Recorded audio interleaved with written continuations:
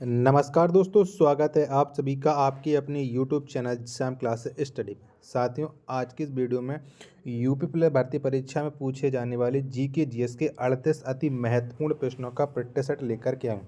साथियों, मैं GK GS के वही प्रश्न करा रहा हूँ जो पिछले विभिन्न प्रतियोगी परीक्षाओं में पूछे गए और प्रीवियस ईयर के जो प्रश्न होते हैं वो हर एक परीक्षा के लिए बहुत ज़्यादा महत्वपूर्ण हो जाते हैं। तो साथियों, आज के इस प्रैक्टिस सेट को आप लोग शुरू से लेकर के एंड तक पूरा करिएगा और ये प्रैक्टिस सेट आपको पसंद आए तो वीडियो को आप लाइक कर देना। चैनल को आपने अभी तक सब्सक्राइब नहीं किया होगा तो चैनल को आप लोग जरूर सब्सक्राइब कर लीजिएगा। मुझे भरोसा है कि आप लोगों को ये प्रैक्टिस सेट जरूर पसंद है, क्योंकि मैंने प्रीवियस ईयर के बहुत सारे प्रैक्टिस सेटों को निकालने के बाद ये प्रश्न आपके लिए तैयार किए हैं जो आने वाले समय में आपको 18 फरवरी 2024 को हमारे इन्हीं क्लासों से आपको सारे प्रश्न वो देखने को मिल जाएंगे। तो इस प्रैक्टिस सेट को आप लोग शुरू से लेकर के एंड तक पूरा करिएगा। प्रैक्टिस सेट को पूरा करने के बाद इसे आप अपने सभी दोस्तों के पास जरूर शेयर कर देना जो आपके साथ इस बार यूपी पुलिस भर्ती परीक्षा 2024 में सफलता पाने के लिए दिन रात मेहनत कर रहे हैं, क्योंकि 50 लाख की भीड़ है। सफलता आपको जब भी मिलेगी जब आप दिन रात मेहनत करोगे। तो चलिए फिर शुरू करते हैं आज का अपना ये जीके जीएस के 38 अति महत्वपूर्ण प्रश्नों का प्रैक्टिस सेट। तो पहला प्रश्न है आपके सामने कि आधुनिक आवर्त सारणी के 18वें समूह के तत्वों का बाहरी कोश किस प्रकार का होता है। तो किस प्रकार का होता है बाहरी कोश? तो जो बाहरी कोश होता है ये पूर्ण होता है। कैसा? पूर्ण होता है। तो एक का आंसर हो जाएगा ऑप्शन संख्या ए, इसमें इसका राइट आंसर हो जाएगा। चलिएगा, प्रश्न संख्या 2 है आपके सामने कि प्रथम रणजी ट्रॉफी की विजेता टीम कौन है। तो कौन सी है प्रथम रणजी ट्रॉफी की विजेता? तो वो है मुंबई। कौन? मुंबई है प्रथम रणजी ट्रॉफी की विजेता टीम। तो 2 का जो राइट आंसर होगा वो ऑप्शन संख्या बी, इस का राइट आंसर हो जाएगा। चलिएगा, प्रश्न संख्या 3 है आपके सामने कि पौधों में लचीलापन किस ऊतक के कारण होता है। तो कौन सी ऊतक के कारण होता है पौधों में लचीलापन? तो ये कोलेन काइमा के कारण। किसकी? कोलेन काइमा के कारण होता है। तो 3 का जो आंसर होगा वो ऑप्शन संख्या ए, इस का राइट आंसर हो जाएगा। चलिएगा, नेक्स्ट प्रश्न है आपके सामने कि उपनिषद किस प्रकार का ग्रंथ है। तो कैसा ग्रंथ है उपनिषद, ये आपको बताना है। तो फटाफट से प्रश्न संख्या 4 का राइट आंसर आप लोग बताइएगा। तो उपनिषद एक धार्मिक ग्रंथ है। क्या? सॉरी, उपनिषद एक दार्शनिक ग्रंथ है। तो 4 का राइट आंसर हो जाएगा ऑप्शन संख्या सी, इसमें इसका राइट आंसर हो जाएगा। चलिएगा, प्रश्न संख्या 5 है आपके सामने कि वासुदेव कृष्ण का संबंध किस कुल से था। तो कौन से कुल से हैं वासुदेव कृष्ण, ये आपको बताना है। तो जो वासुदेव कृष्ण है इनका जो संबंध है वो वृष्णि कुल से है। किससे? वृष्णि से है। तो 5 का जो राइट आंसर होगा वो ऑप्शन संख्या बी, इस का राइट आंसर हो जाएगा। चलिएगा, नेक्स्ट प्रश्न है आपके सामने प्रश्न संख्या 6 कि वासुदेव कृष्ण का उल्लेख सर्वप्रथम किस उपनिषद में मिलता है। तो कौन से उपनिषद में मिलता है? तो जो वासुदेव कृष्ण इनका जो उल्लेख मिलता है वो छंदो उपनिषद में मिलता है। तो 6 का जो राइट आंसर होगा वो ऑप्शन संख्या सी, इसका राइट आंसर हो जाएगा। चलिएगा, नेक्स्ट प्रश्न प्रश्न संख्या 7 है आपके सामने कि गैलीनियम तत्व का परमाणु क्रमांक होता है। तो कितना होता है गैलीनियम का परमाणु क्रमांक? तो 31 होता है गैलीनियम का परमाणु क्रमांक।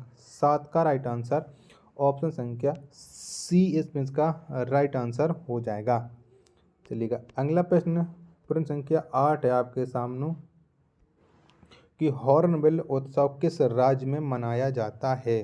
तो कौन से राज्य में मनाया जाता है हॉर्नबिल उत्सव? प्रश्न संख्या 8 का राइट आंसर आप लोग बताइए। तो जो हॉर्नबिल उत्सव है ये नागालैंड में मनाया जाता है। 8 का राइट आंसर हो जाएगा ऑप्शन संख्या डी, इस का राइट आंसर हो जाएगा। चलिएगा, प्रश्न संख्या 9 है आपके सामने कि अंतर्राष्ट्रीय ओलंपिक समिति में प्रथम भारतीय सदस्य किसे नियुक्त किया गया। तो किसे नियुक्त किया गया था? तो अंतर्राष्ट्रीय ओलंपिक समिति में जो प्रथम भारतीय नियुक्त हुए थे वो हुए थे दोराबजी टाटा। कौन? दोराबजी टाटा। 9 का आंसर ऑप्शन संख्या बी इसमें इसका राइट आंसर हो जाएगा। चलिएगा, प्रश्न संख्या 10 है आपके सामने कि ओलंपिक पदक प्रथम भारतीय महिला विजेता कौन है। तो वो कौन सी प्रथम भारतीय महिला हैं जिन्होंने ओलंपिक में पदक जीता है। बताओ प्रश्न संख्या 10 का राइट आंसर क्या हो जाएगा। तो वो है कर्णम मल्लेश्वरी। कौन है? कर्णम मल्लेश्वरी। 10 का आंसर ऑप्शन संख्या बी इस मीन्स का राइट आंसर हो जाएगा। चलिएगा, नेक्स्ट प्रश्न है प्रश्न संख्या 11 है आपके सामने कि अनिश्चितता का सिद्धांत का प्रतिपादन किसने किया। तो किसने किया था। तो अनिश्चितता के जो सिद्धांत है इसका जो प्रतिपादन किया था वो वर्नर हाइजेनबर्ग ने किया था। किसने? वर्नर हाइजेनबर्ग ने।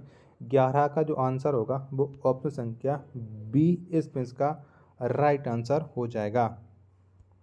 चलिएगा साथियों, प्रश्न संख्या 12 है आपके सामने कि नील विद्रोह कहाँ पर हुआ था। तो कहाँ पर हुआ था नील विद्रोह, ये आपको बताना है। प्रश्न संख्या 12 का राइट आंसर क्या हो जाएगा।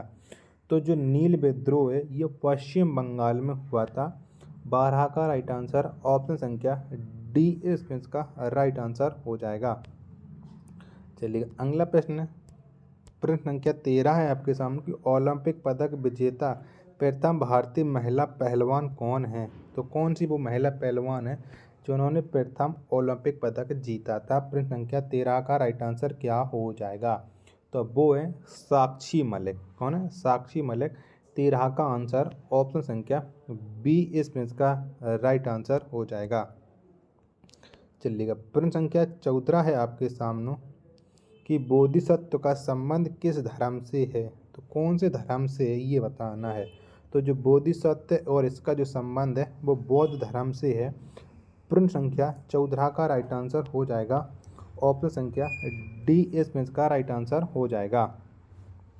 साथियों, अगर आपको ये प्रैक्टिस सेट पसंद आ रहा है तो प्लीज़ वीडियो को आप लोग एक लाइक कर देना। चैनल को आप लोगों ने अभी तक सब्सक्राइब नहीं किया होगा तो चैनल को आप लोग ज़रूर सब्सक्राइब कर लीजिएगा और आपके सपोर्ट की ज़रूरत है।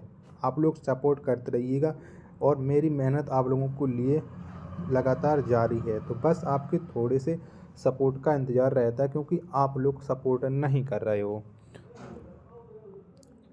चलिएगा, प्रश्न संख्या 15 है आपके सामने कि खेड़ा सत्याग्रह का संबंध किस राज्य से है। तो कौन से राज्य से है। तो खेड़ा सत्याग्रह का जो संबंध है वो गुजरात राज्य से है। 15 का राइट आंसर हो जाएगा ऑप्शन संख्या सी इसमें का राइट आंसर हो जाएगा।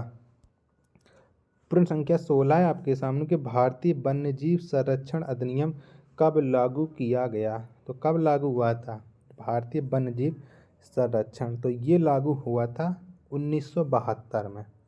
कब? 1972 में। 16 का आंसर ऑप्शन संख्या सी इसका राइट आंसर हो जाएगा।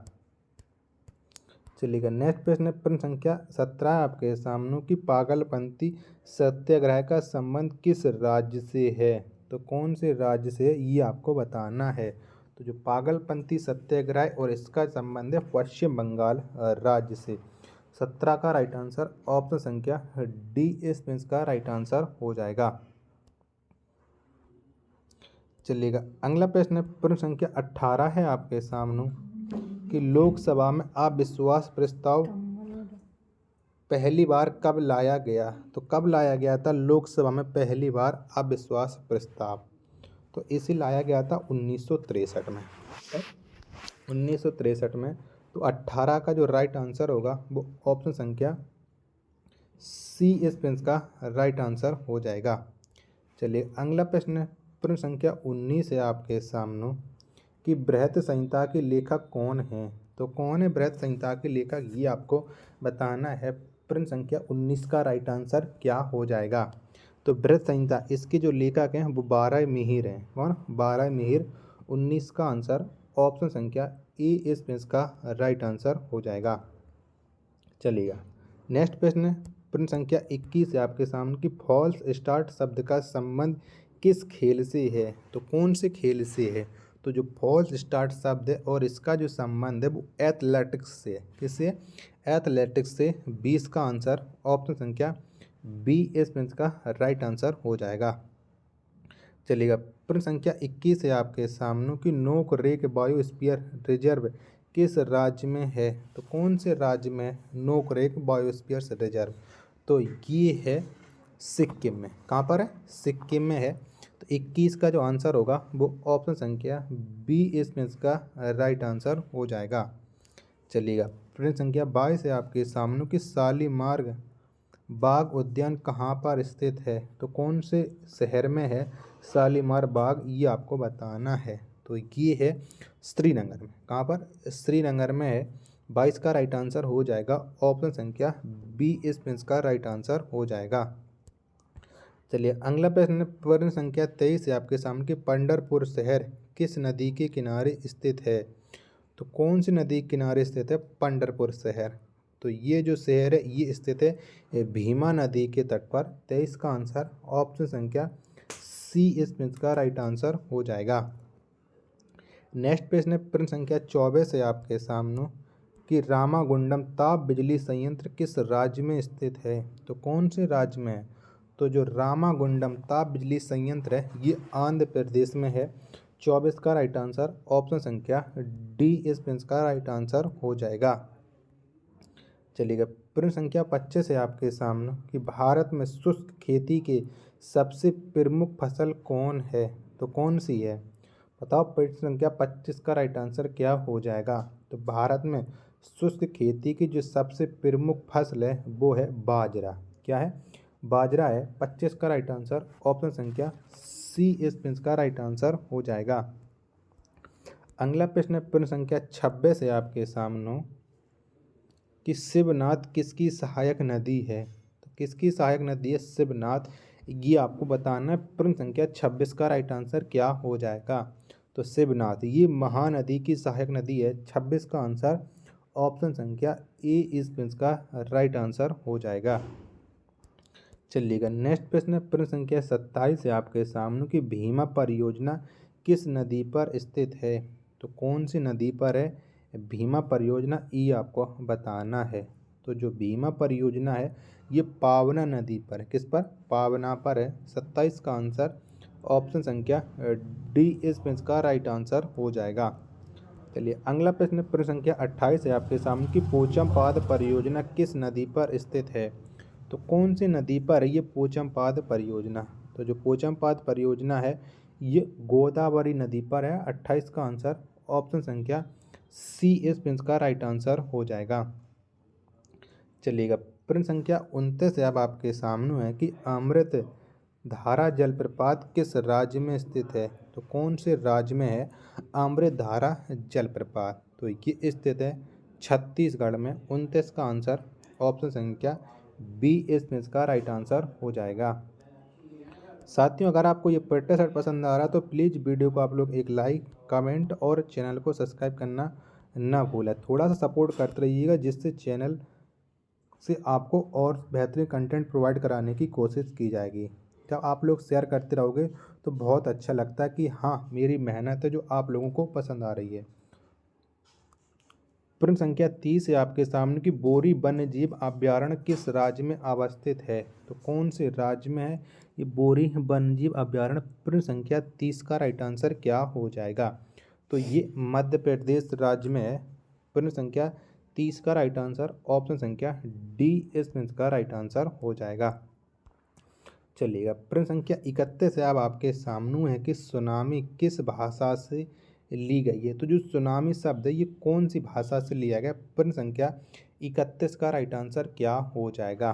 तो ये लिया गया है जापानी भाषा से। किससे? जापानी से। 31 का आंसर ऑप्शन संख्या डी इसका राइट आंसर हो जाएगा। चलिएगा, प्रश्न संख्या 32 है आपके सामने कि नोम पेन्हाए किस नदी के किनारे स्थित है?